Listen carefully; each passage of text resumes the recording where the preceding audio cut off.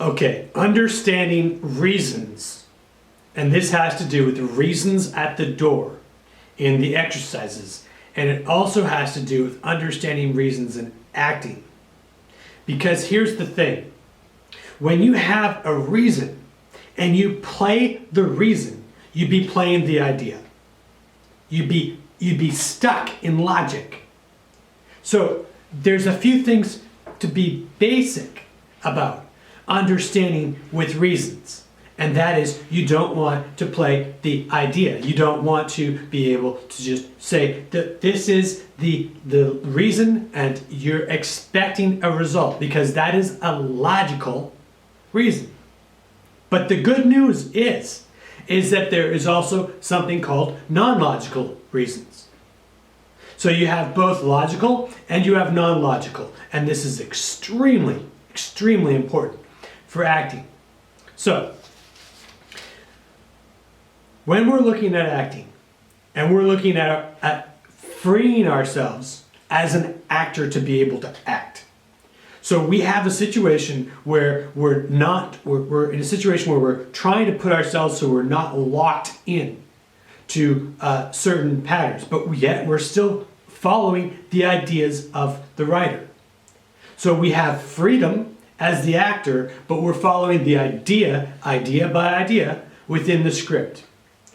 And this is attainable, but it's not as easily attainable if we catch ourselves and we lock ourselves up in logic with expectation that a person's going to do a certain thing. Or a lot of times logical stuff really locks up in expectation.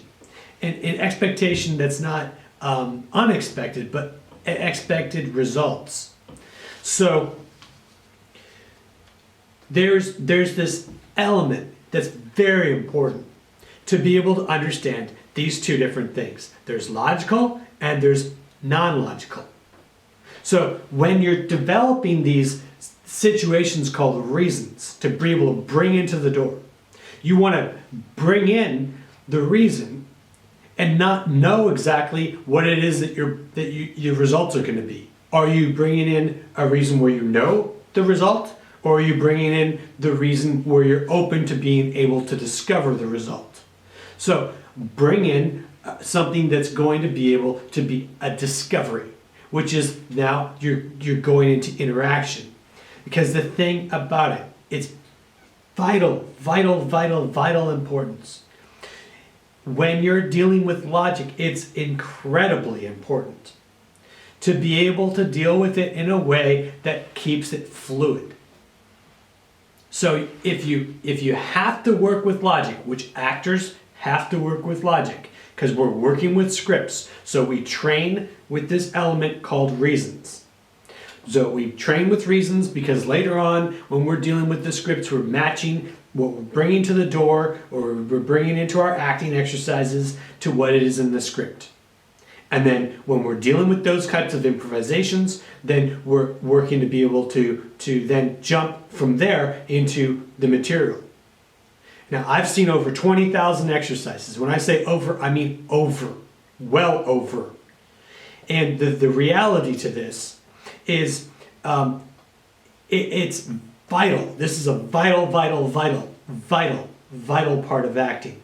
So, one of the first things you want to do when you're selecting a reason is you want to select something that stimulates you.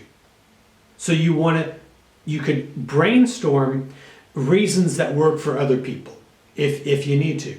You brainstorm reasons that work for other people, and that's fine. It's perfect.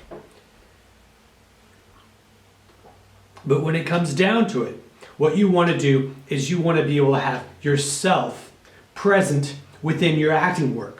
So you're working to be able to develop the craft of acting so that you're able to actually access who you are, to be able to access the element of something that actually stimulates you. Now, typically, what you really want to go for is you want to go for something that emotionally stimulates you, right? You could work with a fleeting feeling, a feeling that might come and go. But if you work with something that's a deep feeling or even better, something that's even richer, like a really strong or a very good or a very solid emotion, then you're going to be able to work a little bit more freer, even still, and it's just going to be more in your work. So what stimulates you? You're not looking to try and look for something that stimulates another person. You want something that stimulates you. Now, you want to try to attach. So you've picked your reason. So your reason might be that you need to, here's a reason. A reason is that you have an old computer and your person inside the exercise or inside the scene has 30 Bitcoin on an old computer that costs you $30. And it's old, you just forgot about it. You didn't know if you just bought it as part of a diversification, when you were trading or whatever, you put $30 in and it was $1 per Bitcoin. And now you showing up at the door and you're showing up in the acting exercise and you're looking to try and get the computer. And it's your computer. So it does belong to you, you're looking to get it, and you need to go through the experience of working to be able to see if you can get the computer. So that's one reason, right? So that's a logical reason, but we're going to work with it so that we're going to add some things to this so that it's not just the logical reason. So we're going to add a little bit of meaning. So what would it mean to you to be able to have a 30 Bitcoin, right? It's a small 30 Bitcoin. I mean, it cost you $30 like 10 years ago. Maybe it was 12 years ago. And the thing is, you haven't seen this friend for a while, maybe, and you need to try and contact them, and hopefully they have the old computer. Do you think you might know? It's better to know that they have the old computer. So you absolutely craft this reason in a way that you actually know that they actually have that computer and it does belong to you. So now you're attaching your own meaning. What would that mean to you personally? Not in a fictitious world, what would it actually mean to you? You maybe want to do right by some people that you owe money to. That would be a great reason personally that you might want to do that. And now, the thing about a meaning is very important. You're going to pick a meaning. Now, you need to know that you're ready to work with that meaning in the acting class or in your acting work or in your acting career. So you've got to pick a meaning that you're willing to be able to go and let go of. Very, very, very important. You are going to let go of the meaning, right? That you're attaching with the reason, and you're going to release that to find the unexpected result. So you don't know what the result's going to be before it happens in real time in the acting exercise or in the scene or in the film, whatever it is. This is how you do acting. So we're not just taking a reason to the door that's logical with an expectation that the person's going to immediately give it to you. We're developing this so that we're preparing ourselves to be able to have an experience. We have the reason. We want to be able to get the old computer back that has 30 Bitcoin on it. That's the reason. But the reality is that we want to be able to see this. So we've got to be able to work with just more than just the logic. That's the point of this, right? So we work with the meaning. Now, this is vital. Now, a lot of people can get this. They got that part perfect. They show up and there's still some working that they have to do with this. Now, again, I've seen a lot of exercises. If you can boop the like button, I can need to remember to do that. Booping the like button, that's what they call it. Boop the like button. If you feel like it. So the reality to this is you're going to also be very clear, because you want to be absolutely certain that you're not going to work just with logic. But you've got to include the logic of the screenwriter. You've got to, you know what, later, the logic of the reason to come to the door becomes actually the reason that you attach later to be able to craft yourself, to practice being able to uphold a reason in a script. So even if you're working in scripts already, it's still the same thing. You're doing the exact same thing. So you want to be absolutely sure that you're not just coming to be able to play the idea or play the script. So you work and you add a personal motivation. Now, I already mentioned something. It would be really nice to be able to pay some people back some money, right? Okay, that's nice. It's a nice thing, right? Let's look at another motivation. What's another motivation? So you work within yourself. You've got to direct yourself at this moment, and you work to be able to find a motivation. And you find a motivation. And let's say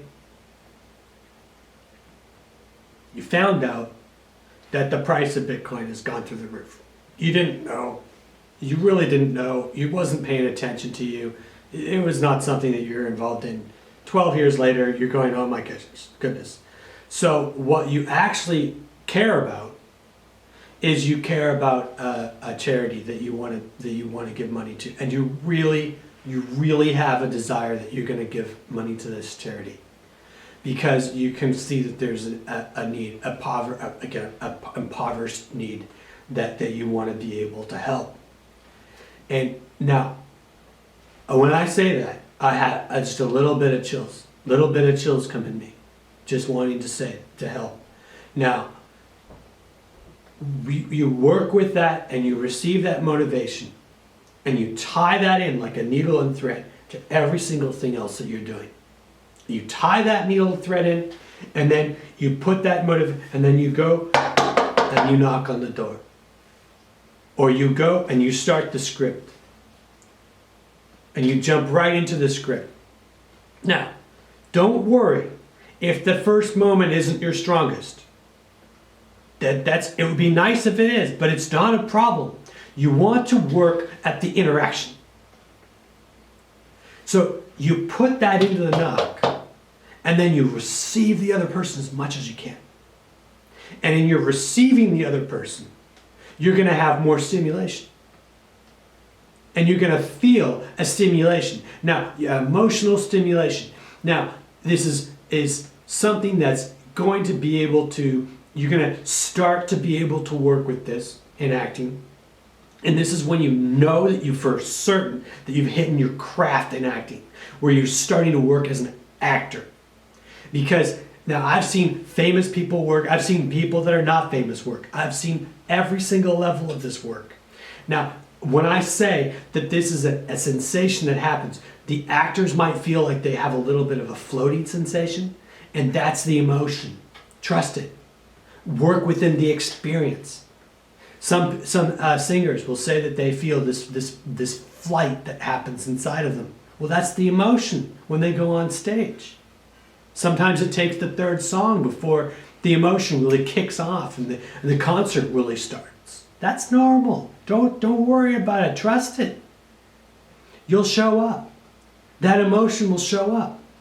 You just have to trust that you've done this in a way that's included the logic of reason, but then it's let go of the logic enough so that the reason can actually interact.